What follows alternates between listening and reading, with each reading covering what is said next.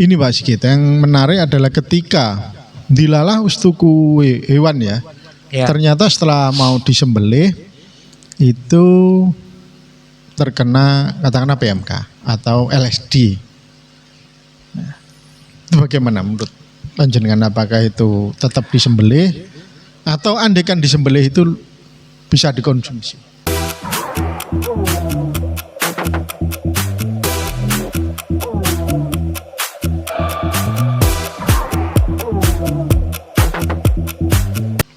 Halo pemirsa podcast Puskeswan, selamat datang kembali di channel Go Puskeswan. Salam sejahtera bagi pemirsa sekalian.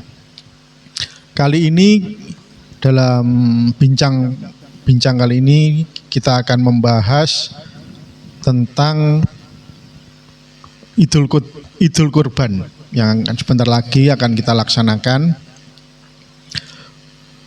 Untuk itu telah hadir di sini pertama Dr. Hewan Sigit Agus Windarto, Kepala UPT Puskeswan Trenggalek. Selamat pagi, Pak Sigit. Selamat pagi, Mas. Kedua, paramedis Gemoy, Bapak Gondang Wiyoso, AMD. Selamat pagi. Selaku wakil apa? Wakil ketua. Beliau adalah paramedis veteriner kesehatan hewan UPT Ngadirenggo dan juga satu-satunya juru sembelih halal di Trenggalek yang tersertifikasi. Kedepannya semoga akan bertambah lagi nggih. Nah, kali ini kita akan membahas seputar hewan kurban, tentang bagaimana memilih yang sehat, bagaimana melihat yang umurnya sudah cukup, dan perlakuan hewan kurban ketika sudah disembelih. Berdasar syariat Pak Sigit, kita kalau berdasar syariat itu kan sudah ada yang bahas nggih. Nah, kita akan membahas dari sisi teknis agar bisa memenuhi syariat tersebut yang kita ketahui saja. Pertama itu adalah bagaimana hewan kurban itu dapat dinilai sehat dari tampilannya, atau dari apanya gitu. Ini sebagai bekal atau sebagai dasar dari panitia kurban atau juga pemilik yang akan melakukan kurban. Iya. Sehat tok berarti. Sehat tok. Pertama dulu sehat. Sehat dulu. Selagi saya nanti ngomong boleh Mas Sambi, Mas. Tak tunggu dari tadi gak ditawar-tawar ya, Pak. Monggo ini camilane ya, tadi pendatang loh, nawani kan ya ora penak. Nggih, tadi ini kan dipesan khusus oleh Dokter Irawan untuk narasumber Pak Gondang Gemoy gitu. Biar tambah gemoy. Tambah gemoy. Iya. Pertama sehat berarti ya? Nggih, sehat dulu. Jadi kenapa harus sehat itu? Nggih. Jadi kan sehat, hewan kurban ini kan bukti pengorbanan kita itu ya. Nggih. Sebagai pengganti manusia gitu ya. Padahal manusia kan harusnya kan lebih tinggi dari hewan. Nggih. Ya, cara pantese ini kan ya kita harus mencari yang terbaik. Ya, terbaik itu salah satunya dari segi kesehatan. Dari segi kesehatan. Jadi begini, pemeriksaan untuk orang awam gitu aja ya. Orang awam karena nanti kan ini target kita kan nanti kan masyarakat akan berkorban. Yang akan berkorban gitu ya. Jadi paling gampang itu dilihat dari luar atau paling namanya pemeriksaan makroskopis ya. Pemeriksaan makroskopis secara luas lah. Secara umum makro lah. Makro itu kan luas. Ya.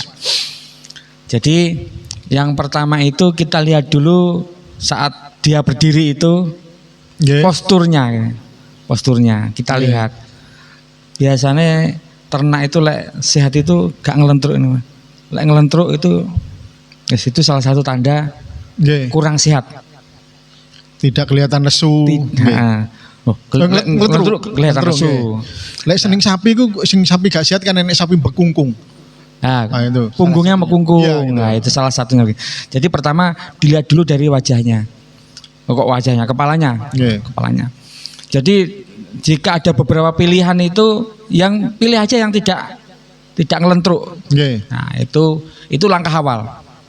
Langkah awal. Kemudian yang kedua itu disuruh jalan.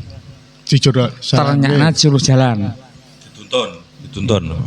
Ya, terserah dituntun mau melaku dewe sembarang, pokoknya suruh jalan. Nah, biasanya pemilik atau penjualnya tahu lah caranya, pokoknya suruh jalan. Dilakok nih, biar kelihatan keempat anggota geraknya itu tidak ada masalah. Yeah. Kan kelihatan kalau ada yang rodok bermasalah kan entah Pasti pincang pincang, atau gimana kan kelihatan. Itu yang kedua. Kemudian dilihat kulitnya secara menyeluruh. Yang paling gampang pertama di daerah kepala. Di daerah kepala ada, terutama di kuping biasanya itu ada apa koreng itu apa? Kayak gudik. Nah, semacam kalau ada sisa-sisa gudik atau gimana? Koreng, kemudian diperiksa seluruh tubuh. Gitu. Karena beberapa penyakit yang sekarang ini ada itu menimbulkan bekas luka yang sangat kentara di kulitnya. Ada luka yang kelihatan guys? Sangat kelihatan ada. Contohnya di sekarang ini ada yang merebak itu kan PMK dan LSD. Yeah. Kalau PMK itu di daerah mulut dan kuku. Dari persambungan antara kuku dan kulitnya itu ada luka-luka gitu. Ada luka-luka. Bahkan yang parah kan bisa sampai lepas. Kalau di penyakit LSD itu ada belentong-belentong. Benjolan yang pecah. Yang pecah. Kalau enggak sampai pecah kan nutup lagi tuh, enggak kelihatan lagi tuh. Itu enggak bekas LSD itu kan kalau pecah timbul keropeng ya? Timbul keropeng. Borok lah, timbul borok gitu. Yeah. Itu yang paling gampang itu, Mas. Yeah. Pertama itu dari tampilan makroskopis ya. Iya, makroskopis begitu. Dari bulunya mengkilat. Iya. Terus matanya bagaimana, kelihatan ada koreng-koreng apa enggak, di mulutnya ada koreng-koreng apa enggak. Paling gampang itu untuk mengukur kesehatan. Kalau mau pasti ya panggil petugas. Dokter hewan atau paramedis gemblung seperti ini bisa untuk memastikan bahwa kondisinya karena ini paramedis ini kan termasuk yang paling pintar di Trenggalek itu. Oh gitu enggak ya? Menurut pengakuan dirinya sendiri tapi. Tapi memang di daerah barat beliau ini cukup terkenal. Di daerah Pule, daerah Tugu, Mendungan, Kampak, itu di daerah Tugu kan juga terkenal Pak Gondang ini. Alhamdulillah terkenal. Kemudian setelah sehat Pak Sigit, kita akan melihat yang kedua adalah dari sisi usia. Usia itu bagaimana Pak usia? Iya.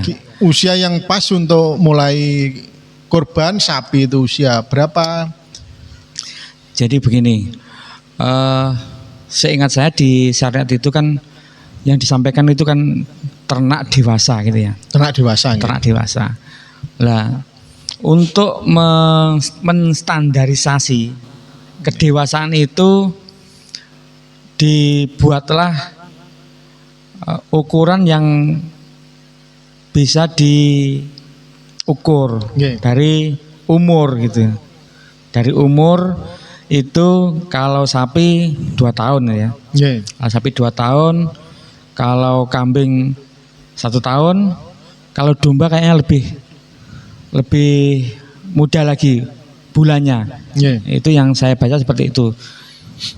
Untuk lebih pastinya nanti tanya saja ke ustadz lah. Syariat, tapi untuk syariat sudah cukup dewasa.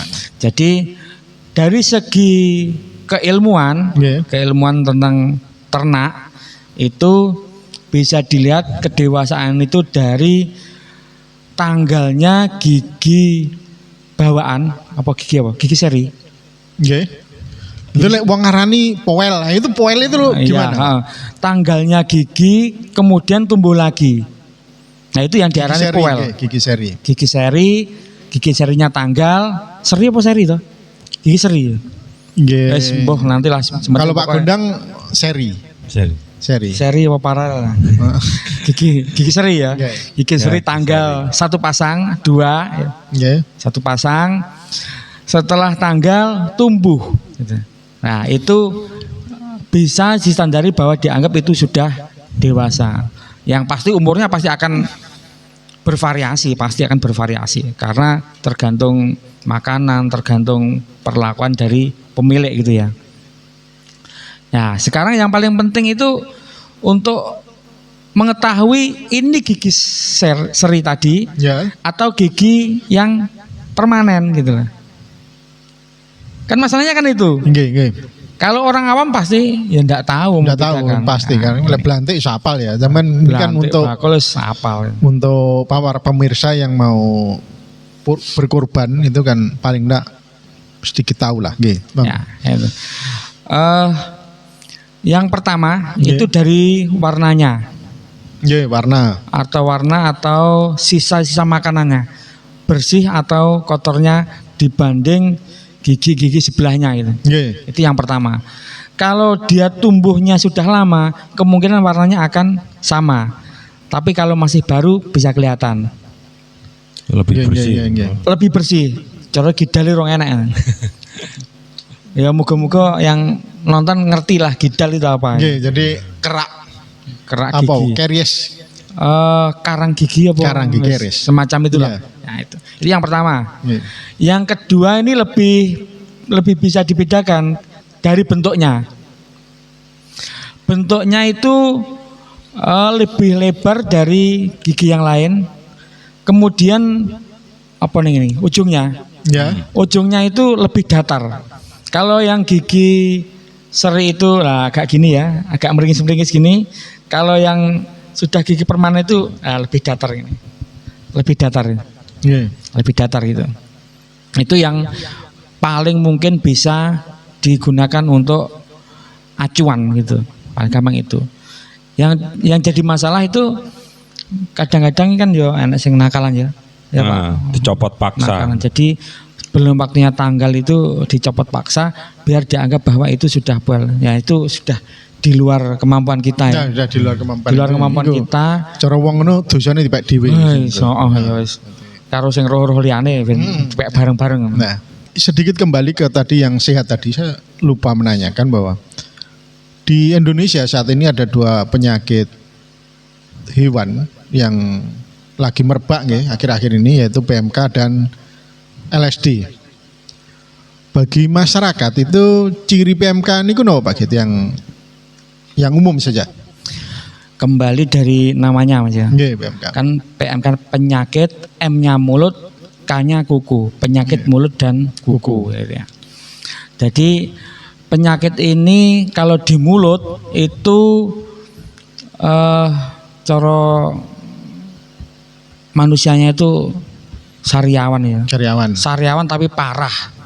Selain di bibir itu juga di bagian hidung sampai atas sini, sampai lidah juga ya, sampai lidah. Sariawan sampai tekan jobo ya. Jadi pokoknya sekitar mulut, tidak sekedar di bibir itu tidak, sampai Hidung, gini, merah-merah, warnanya merah-merah sampai luka. Tapi yang paling parah tetap di dalam, di lidah sama di rongga mulut secara keseluruhan gitu. Kemudian di kaki, kalau di kaki yang parah itu kukunya sampai lepas. Nah. Kalau LSD ada benjolan-benjolan. Ada benjolan-benjolan, kayak apa ya? Bidurin, tapi kalau bidurin lebih itu besar kan, gitu. Kalau bidurin kan agak rata ya. Ini nyemplong-nyemplong sebesar kelereng atau lebih kadang-kadang sampai lebih mentol-mentol itu. Nah, ini Pak Sigit yang menarik adalah ketika dilalah ustuku hewan ya. Ternyata setelah mau disembelih itu terkena katakanlah PMK atau LSD. Nah, itu bagaimana menurut panjenengan, apakah itu tetap disembelih atau andaikan disembelih itu bisa dikonsumsi? Ya, kembali lagi ya. Berarti syaratnya sehat. Kalau syaratnya sehat, ini kan menjadi tidak terpenuhi gitu ya. Yeah. Nah, cuman yang jadi masalah itu di PMK ya, terutama di PMK itu sapi datang sehari sebelum disembelih gitu. Yeah. Secara makroskopis itu kelihatan sehat. Kelihatan Iya kan, kelihatan sehat. Kemudian saat menjelang disembelih, ketok dulu, terus lesung ya. muntuk. Ya. Muntuk apa? Kok muntuk bahasa Jawa. Ya, ngiler lah. Ya. Jadi air liur hipersalivasi. air liurnya itu keluar yang berlebih. Kemudian setelah dicek ternyata loh kok sudah mulai ada luka, padahal kemarin belum. Belum ya. Yeah. Nah, itu terjadi, memang benar-benar terjadi. Secara syariat kita serahkan kepada yang berwenang ya, tapi mungkin dari segi kesehatan hewan, jika nanti yang berfatwa nanti memperbolehkan gitu, memperbolehkan untuk disembelih, itu bagian-bagian yang luka itu di afkir gitu aja. Oh, dimusnahkan. Di afkir untuk tidak dikonsumsi. Bagian-bagian lain yang tidak terkena, insya Allah aman untuk dikonsumsi. Dimasak dengan cara yang baik dan benar gitu. Okay. Berkaitan dengan yang sudah disampaikan oleh Pak Sigit tadi, Pak Gondang, kita akan melihat bahwa setelah proses sapi memenuhi usia, sehat dan lain-lain, kemudian kita terus pun itu prosesnya di lokasi penyembelihan di awal, proses awal. Untuk proses awalnya yang pertama yang jelas dari julehannya ya, dari penyembelihannya itu yang pertama kita siapkan pisau yang benar-benar tajam nih paling tidak. Terus kemudian kita siapkan juga safety buat penyembelihnya juga.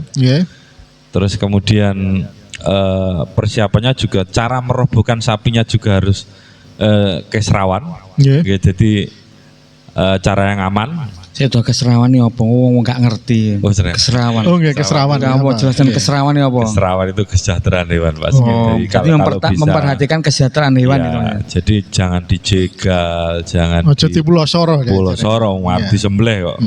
Jadi ada tekniknya, merobohkan itu seperti apa? Merobohkan dengan semut, dengan aman. Ada metode silang, gitu ya. Ada metode rob kuesa, banyak sekali. Kalau tidak salah ini sudah tayang ya kemarin. Cara merobohkannya. Sudah. Nanti, tinggal nanti dilihat ya. Nah nanti insya Allah nanti di depan sini ada linknya untuk melihat cara merobohkan dua metode yang kemarin itu. Tanya editor bisa ngasih linknya apa enggak nanti? Yang tak pelajari kok, tenang. Nanti mungkin akan di kolom komentar atau di video akan dikasih link, monggo.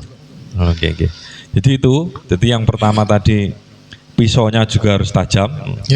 Terus yang kedua peralatan safety-nya untuk penyembelih juga sudah harus tersedia, termasuk glove, terus masker, terus celemek, apron, sepatu boot, jangan lupa itu semuanya.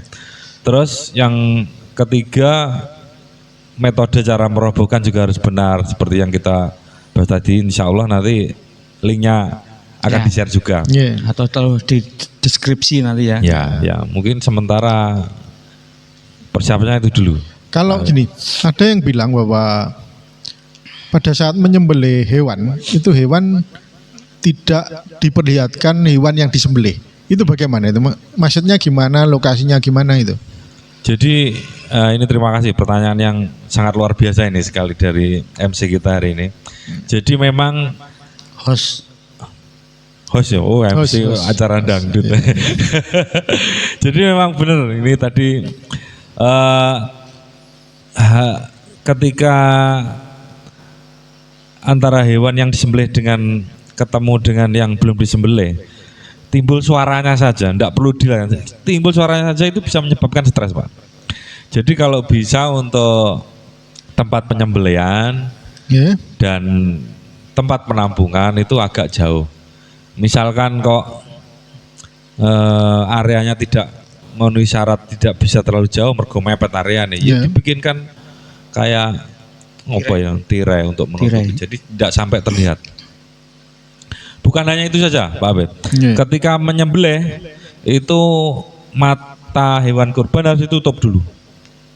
Jangan sampai tahu ada yang bawa pisau. Ini juga menyebabkan stres juga ini. Kita itu kan biasa. Sebelum menyembelih itu wong-wong mirawiri ning ngarepe hewan kurban bawa latih. Ya. Lah itu tidak boleh sebenarnya. Nah, sebenarnya enggak boleh. Karo ngasah pisau. Karo ngasah pisau. Waduh, iki nyapo iki? Habis diturokne kaya enek wong kliwar-kliwar nggawa lading, bisa menyebabkan stres juga.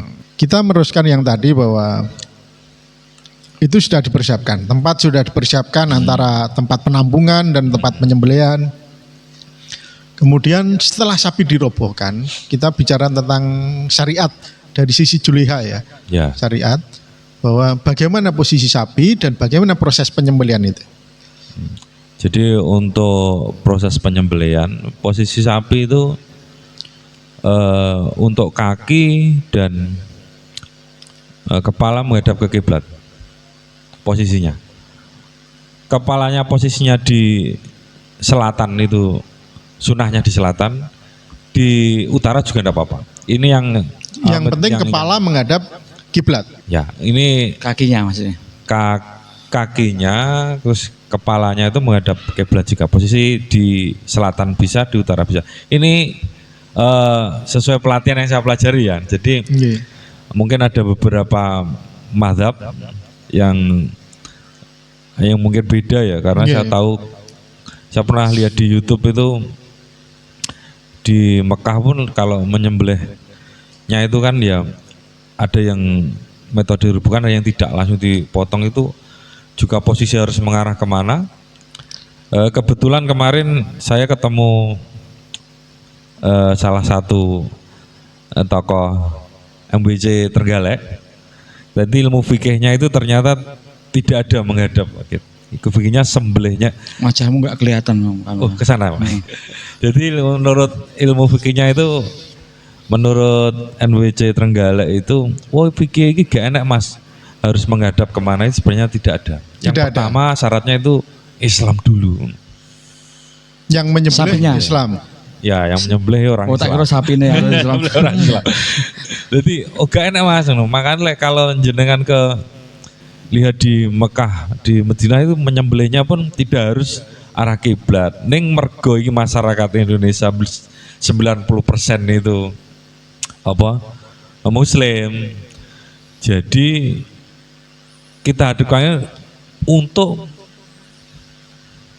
ben gak ono pertanyaan akeh. Artinya Jadi untuk menghadap kiblat itu tidak harus. tidak harus sebenarnya. Terus kemudian tetapi penyembelihnya itu pertama harus Islam. Terus kemudian Tidak gila. ya, Jelas. oke, berarti sadar, Terus sehat secara kemudian akal. Memiliki apa ya, ilmu tentang menyembelih ini ada. Jadi beliau itu juga sebagai juleha juga harus punya ilmu tentang juleha. Itu sebenarnya harus. Jadi tahu nanti ketika memotong itu berapa saluran apa saja yang harus putus, itu jadi tahu. Jadi yo kudu minimal yo tahu cara menyembelih yang baik. Iya jelas no sisan opo ae salurane kan. Oh, gong ditakon. Mungkin, nah ini tadi ya, bahwa penyembelihnya harus berakal, Islam, terus kemudian apa saja yang dipotong itu tadi, menindaklanjuti dari ini yang Mas kita tadi. Ada 3 saluran yang wajib terpotong. Yang pertama itu saluran nafas, terus saluran makan itu, ke pencernaan. Yang ketiga itu sepasang vena dan sepasang arteri. Jadi ya kita ada vena jugularis sama arteri karotis. Nah, itu sepasang itu Pak. Jadi ada, kalau dihitung totalnya jadi 6 saluran itu sebenarnya Pak. Rasio telu berarti. Telu kan mergo saluran darah. Namanya ya. Namanya 3 tapi jumlahnya itu sebenarnya 6. Makanya itu harus terpotong sempurna. Jadi misalnya matras pas motong ojo kesusu diangkat. Dicek ya boy. Enggak perlu kayak di TV-TV 2-3 kali itu kan sudah ahli, 2 kali gores. Nah, kalau kita masih baru 4-5 kali motong itu tidak apa-apa, 5-6 kali bahkan 10 kali tidak apa-apa, asalkan syaratnya satu, jangan sampai diangkat, masih posisi di pisau masih menempel di leher. Tidak apa-apa, mau 7 kali, 8 kali, 10 kali tidak apa-apa, asalkan untuk memastikan saluran itu sudah putus semua tidak apa-apa. Tapi lebih sedikit lebih baik untuk mengurangi rasa sakit gitu ya. Jadi juleha itu atau tukang sembelih itu harus paham benar bahwa proses ini harus berlangsung cepat dan tidak menyakiti hewan kurban ya. Keserawan tadi, aspek keserawan. Jadi pisau itu semakin tajam semakin bagus. Semakin tajam semakin bagus. Alat praktek pisaunya enggak dibawa tadi ya. Masih biasa ini untuk persiapan Idul Adha ini. Gitu ya. Masih biasa ada 14 atau 15 pisau. Setelah hewan disembelih Pak Sigit, ini bagaimana secara klinis hewan dinyatakan mati? Kalau sudah tidak bernafas Mas. Kalau sudah tidak bernafas. Iya. Oh gitu ya. Pokoknya rambekan mati gini ya. Iya. Jadi kan nenek Pak Sigit urung mati temen wis buwacoki itu sering gitu. Ya, jadi begini. Setelah hewan disembelih itu kan ada proses namanya proses rigor mortis ya. Ya, rigor mortis. Kalau yang kurang paham nanti bisa searching lah ya. Itu kalau di film itu ada itu judul film horor Pak gitu. Rigor mortis itu. Tapi ini enggak ya. Nanti coba di share linknya ya. Share link rigor mortis. Jadi setelah ternak disembelih itu secara rohnya hilang, itu kadang-kadang ada bagian-bagian tubuh tertentu yang masih bergerak. Kedut-kedut itu. Iya, kadang kedut-kedut. Bisa saja sebenarnya itu sudah mati. Tapi kedut-kedut, tapi biasanya hanya di bagian-bagian tertentu, di pangkal paha, itu terus di bagian perut, dan itu masih kelihatan. Insya Allah itu sudah mati. Tapi yang paling gampang itu ya kan dari nafasnya ya. Kalau dari nafasnya, kalau biasanya kan setelah sembelih jazz itu kan masih hos gitu ya. Ya Pak Gunang kan gitu ya. Ya, sama bagian anus nanti buat ngeceknya. Anusnya bi? Anusnya itu kalau menentukan mati beneran atau tidak itu dipetek nang anusnya. Kalau dia ndak kelendup berarti sudah mati. Terus biasanya kalau sudah mati beneran dia Pak. Jadi beol dia. Ini menandakan. Nah, itu proses tadi. Proses tadi. Apalagi di manusia mungkin secara umum sudah tahu ya, pasti sebagian besar akan seperti itu juga, seperti yang sampaikan yang terakhir tadi, tidak usah disampaikan itu. Secara umum yang paling penting itu bukan mengukur ini sudah mati apa belum masih. Nah, cuman yang paling penting itu setelah disembelih itu berikan waktu agar darah ini keluar sempurna. Jadi darah yang keluar itu harus keluar sempurna dulu. Darah yang keluar sempurna itu harus keluar sempurna. Sebelum keluar sempurna itu jangan diapa-apakan dulu. Artinya diapa-apakan jangan langsung dikuliti gitu loh. Berarti dianggap bahwa jika darah itu belum keluar sempurna, masih ada yang mengalir, itu dianggap bahwa jantung itu masih memompa. Nah, kalau jantung masih memompa berarti dianggap masih hidup. Nah, jadi indikasi paling gampangnya yaitu, jadi lihatlah darah ini masih mengalir atau tidak. Kalau sudah tidak mengalir, secara teknis itu dianggap sudah mati. Setelah hewan ini mulai untuk dikuliti, ya, itu kan biasanya kan ada namanya pemeriksaan organ dalam. yang layak dikonsumsi. Oh, sudah dibolengi. Ya, nggih. Itu yang pertama diperiksa dan bagaimana layak ya untuk dikonsumsi atau tidak itu apa saja, Pak? Kalau di ilmu kesehatan hewan itu ada petugas namanya petugas Kirmaster. Nggih, Keur Master. Keur Master tulisan, tapi bacanya Keur Master. Kirmaster. Pak Gondang ini sudah Keur Master atau belum? Belum saya belum. Oh, kalau ini sudah. Nggih, insya Allah sudah. Nah, kalau ini malah sudah ini. Saya belum. Nah, ini belum. Nanti boleh direkomendasikan ke Kepala Dinas Peternakan Trenggalek. Pindah ke RPH gitu. Bisa. Ini Kebetulan kita belum punya Kirmaster. Sementara saya masih jadi staf di UPT Puskeswan dulu ini. Ya gini ya. Ada namanya Kirmaster. Di Kirmaster itu ada pemeriksaan yang harus dilakukan untuk memastikan bahwa ternak ini bebas dari penyakit-penyakit tertentu gitu ya. Sebenarnya banyak, kalau di Kirmaster banyak, ada limfoglandula, glandula itu yang harus diperiksa, termasuk di sini, ya. Terus di mana lagi Mas? Di ini ya. Ya, di sini ada berapa titik itu? Banyak titik pokoknya. Tapi kita untuk yang masyarakat awam. Kalau untuk masyarakat awam tidak perlu seperti itu, ya, tidak perlu itu. Karena itu perlu sekolah ya, perlu sekolah lagi. Yang paling gampang itu ada beberapa organ. Yang mungkin perlu diperhatikan. Pertama itu hati. Hati, nggih. Nah, jadi nanti setelah organ dikeluarkan itu hati, paru, terus kemudian limpa itu disisihkan. Hati, paru, limpa. Hati, paru, limpa disisihkan. Nggih. Untuk diperiksa lebih lanjut. Jadi biasanya kan setelah dibuang kulitnya, kemudian kan di bahasa Indonesia apa ya? Kalau di Jawa kan diboleng ya. Kalau bahasa Inggrisnya di deboning gitu. Deboning. Iya, deboning. Jadi dikeluarkan daging itu dipisahkan dengan tulang gitu. Tulang ya. Nah, intinya daging dipisahkan dari tulang itu nanti termasuk di dalamnya itu yang paling awal biasanya organ dikeluarkan gitu ya. Organ dikeluarkan. Organ dikeluarkan. Nah, saat organ dikeluarkan itu sisihkan di tempat tertentu hati, paru dan limpa. Tiga organ ya. Ya. Kalau hati dan paru sebagian besar orang sudah tahu. Ya. Limpa itu yang mungkin agak berbeda bentuknya. Kadang-kadang orang mengira limpa itu hati. Kadang-kadang mengira. Kurang familiar ya. Kurang familiar. Tapi memang limpa ini memang jarang terjadi ya. Masih kejadian bermasalah kecuali ada penyakit yang sangat khas namanya penyakit antrak itu. Antrak. Penyakit antrak itu menyerang limpa. Jadi kalau limpa itu penyakit yang perlu diwaspadai antrak ya. Antrak. Ciri-cirinya.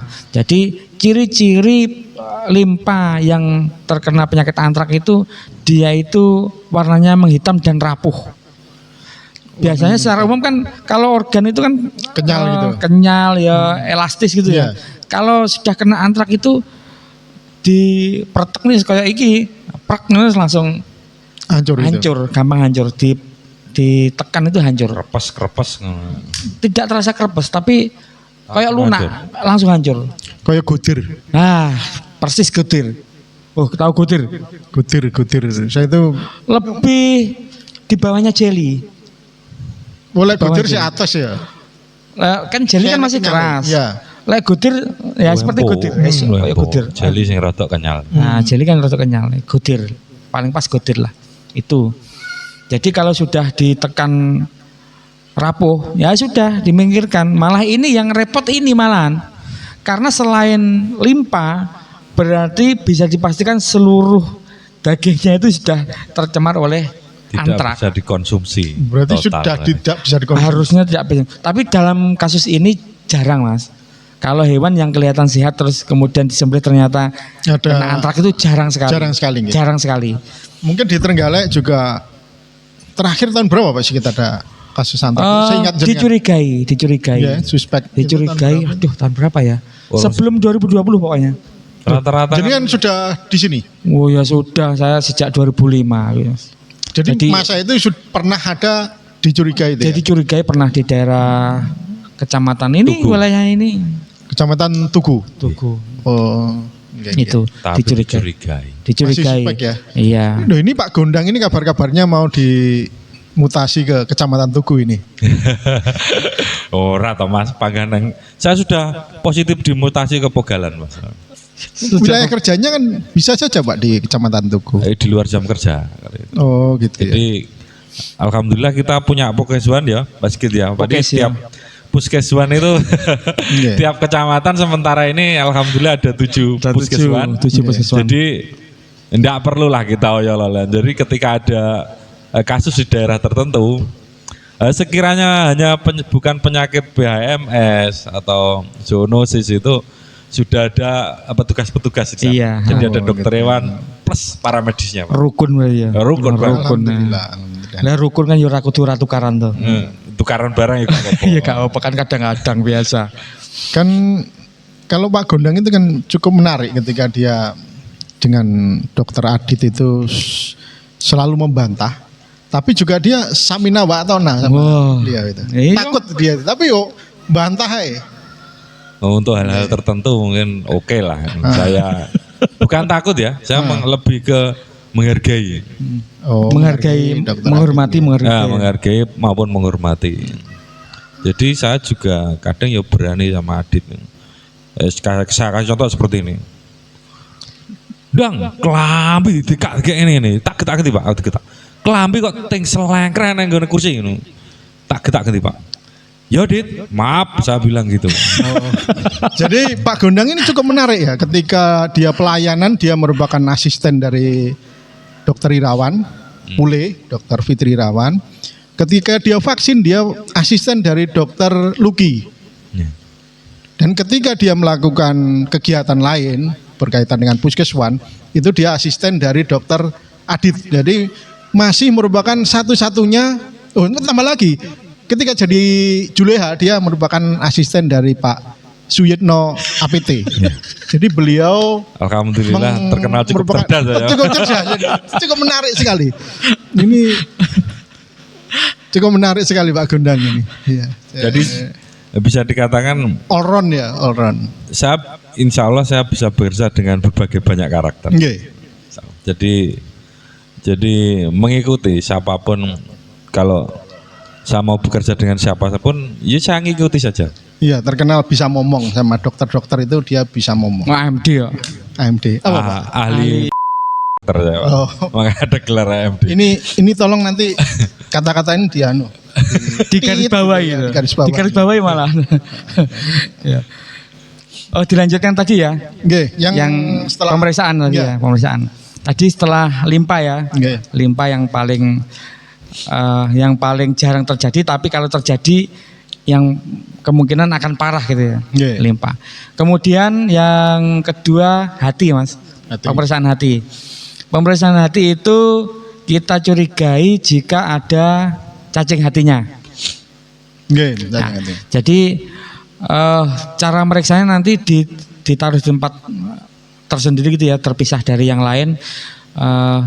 Dikhawatirkan jika tidak dipisah, khawatirnya nanti jika ini positif kan telurnya bisa kemana-mana gitu loh. Oh gitu. Nah, jadi dipisahkan, makanya tadi setelah dikeluarkan organnya itu langsung dipisahkan dulu. Jadi dipisahkan antara daging dan jeruan ya, dan jeruan. Nah, kemudian secara makroskopis dilihat saja nanti ujung-ujungnya di pinggir-pinggirnya itu kalau masih runcing, jadi sudutnya itu runcing-runcing itu kemungkinan besar itu aman. Kemungkinan besar aman. Tapi kemudian kalau sudah agak ujungnya itu sudah agak tumpul, rodok kembung, rodok cembung itu kemungkinan ada infeksi. Nah, itu yang pertama. Kedua, dilihat di saluran-salurannya. Jika ada saluran yang sudah banyak yang putih-putih itu, putih-putih yang tebel kayak lemak itu, nah itu kemungkinan besar akan muncul bahwa di situ di dalamnya ada cacing, kemungkinan.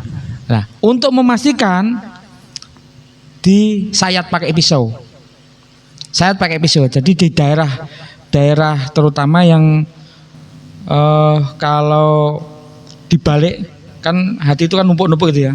Jalurnya di bawah. Kalau dibalik gitu, nanti di saluran yang paling besar itu disayat saja mulai dari situ. Atau sayat melintang Jika di dalamnya itu bersih, insya Allah ya bersih. Tapi syaratnya jangan hanya satu tempat. Ada berapa titik? Iya, beberapa titik. Karena seumpama ini ya, Iya. saat sini, kemudian saat sini. Kalau semua sayatan ini lubang-lubang yang muncul nanti bersih, insya Allah tidak ada indikasi ada cacing. Kalau salurannya itu nanti ada warna agak hijau kehitaman atau saat diiris terasa agak pasir-pasirnya, itu kemungkinan besar ada cacing hatinya. Kalau ada cacing hati, ini harus dimusnahkan, harus disingkirkan. Nah ini berpengalaman jenengan nih Pak Sigit, Iya. Pak Gondang. Terutama Pak Gondang di RPH. Itu berapa persen dari hewan yang disembelih itu rata-rata terkena cacing di hati? Kalau dalam 1 minggu itu kan ada 4 sampai 5 kali sembelih ya Pak. Iya. Itu bisa 80% ada apa itu ditemukan cacing hati Pak. Iya. Makanya saya kira yang terakhir itu nyembelih tidak begitu ada setelah ada pengobatan suportif dari Keswan. Itu alhamdulillah beberapa sudah mulai tidak ada, tapi tetap ditemukan nih rata-rata sapi kiriman dari luar. luar. Trenggalek. Jadi saya kira untuk tahun depan bisa itu sportif lagi kita Pak Git. Untuk meneruskan karena yang kemarin itu kan Tergantung bupati. belum anu Pak, belum sampai merata. Jadi ada beberapa ADW wis Kita paling 50% kemarin itu paling. Nah, kita sudah semangat ternyata sudah habis. Mas anggun kunti, waduh iki piye iki aku. Ya itu tentunya nanti akan diusulkan ya oleh para pejabat kita. Semoga. Begini Mas. Terus nanti Pak Git. Mungkin nanti teman-teman yang nonton ya. Nggih. Nah ini kan mereka punya wakil di legislatif ya. Nggih. Nah ini kan kalau masuknya dari legislatif kan berarti ini masukan dari konstituen gitu jadi loh. gini Pak Git, kalau saya menyimpulkan bahwa fungsi dari Dinas Peternakan Ya. itu bukan hanya membagi bantuan tok Pak Git Oh sebenarnya iya. enggak. Jadi fungsi promotif, fungsi apa itu kuratif. Jadi gini Mas, paling penting itu bahwa kita harus meyakini bahwa kesehatan hewan ini pada dasarnya tidak sekedar untuk kesehatan ternaknya, Nggih. tapi menjamin bahwa produk yang dihasilkan oleh ternak ini aman untuk dikonsumsi oleh masyarakat. Asuh ya istilahnya. Aman, sehat, Utuh halal. utuh, halal. Nah, Ya. secara umum itu semua produk entah nanti telur, daging, susu dan semacamnya produk-produk diversifikasi lainnya itu aman dikonsumsi masyarakat. Yang paling penting itu sebenarnya. Jadi ini sedikit memberikan gambaran ya bahwa Dinas Peternakan itu punya peran strategis dalam menciptakan ketahanan pangan dan Keamanan pangan. keamanan pangan Iya, ya, serta kehalalan. Kehalalan. Ya. Ini yang lagi rame ini kan masalah kehalalan pangan ini ya, Iya. ya di beberapa tempat ini. Menarik sekali sebenarnya, tapi mungkin Dinas Peternakan di Trenggalek perlu untuk lebih memantapkan posisinya nggih. Iya. Ya. Pelan-pelan. Pelan-pelan, Iya. insya Allah. Apalagi ini Pak Git, sembako ini kan 2 item pentingnya itu kan dari peternakan juga seperti Kok sembako? 9 bahan pokok yang kita Oh, butuhkan. Ini susu, telur, terus ada daging. Daging. Ada 3 bahan pokok yang hanya bisa disediakan dari peternakan, Oh. dari sentra peternakan. Iya. Nggih. Terus lanjut tadi, Pak. Yang untuk paru, Pak. Oh ya, yang terakhir ya paru. Nggih. Paru ini kita curigai yang mungkin penyakitnya itu TBC, Mas. TBC. TBC. Ini menular, Pak, ke Menular, TBC menular ke manusia kali ini. Nah, jadi secara makroskopis nanti kalau memang dia sudah terkena lama ya, Nggih. lama terkena itu di daerah pinggirnya paru-paru setelah ditaruh gitu ya, ditaruh di apa bahasanya, dijeber. Nggih, Apa? di- Jembreng. Jembreng. Jembreng, Pak. Oh, jembreng bahasa Jawa, bahasa Indonesia ya. Di Plekane. Oh, supaya diratakan lah, diletakan ya. diratakan itu kita periksa di bagian pinggir-pinggir, pinggir-pinggirnya gini. Nah, kalau ada benjolan-benjolan yang banyak dan seragam, kemudian warnanya seperti mutiara, itu dicurigai bahwa itu nodul-nodul yang terbentuk karena penyakit TBC. Nggih. Itu yang pertama gitu ya. Kalau sudah tidak ada itu, kita periksa yang kedua dengan cara mengiris bagian dari itu, terserah di bagian mana. Nah, sebesar sini aja lah, sebesar ini aja. Kemudian ambil air, masukkan ke air. Jika dia mengambang sempurna, dipastikan bagus. Kalau tenggelam, dipastikan buruk, sangat tenggelam. Kalau melayang, nah ini dicurigai. Kalau saya lebih amannya ya diafkir saja. Kayak yang dikonsumsi yang Mengambang. 100% mengambang. Mengambang. Ya itu. Karena berarti kelenjar alveolinya masih jalan. Masih bagus, alveolinya masih bagus. Gitu. Berdasar dari keterangan atau penjelasan dari Pak Sigit dan juga Pak Gondang bahwa perlu dipisahkan tempat antara istilahnya pemilihan daging dan jeroan. Jadi gini Mas, selain dipisahkan pemeriksaannya gitu ya. Pemeriksaannya. Seharusnya nanti saat dibagikan, kan selama ini banyak yang dilakukan dicampur. Setelah dagingnya dinuk-nuk ya. Ditimbang maunya sekilo gitu ya.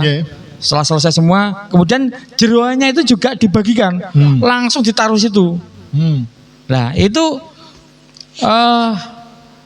paribasane seumpamanya miripnya itu kita punya nasi yang bersih dari Magicom, kemudian ada upo yang jatuh itu taruh situ. Jadi kotor ini, daging yang harusnya bersih ini jadi kotor karena organ ini. Ya, harusnya nanti dipisah. Jadi organ itu ditaruh kresek tersendiri, yang dagingnya ditaruh tempat tersendiri biar tidak mencemari daging yang baik gitu loh.